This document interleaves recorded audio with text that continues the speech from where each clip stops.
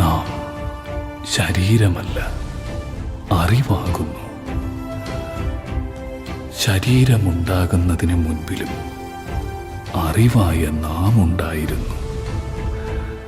ഇനി ഇതൊക്കെയും ഇല്ലാതെ പോയാലും നാം ഇപ്രകാരം പ്രകാശിച്ചുകൊണ്ട് തന്നെയിരിക്കും. ഭയമിഴ ശുദ്ധയശോ നിർവാണത്തെ അടഞ്ഞ സദ്ഗുരു ജയനാരായണ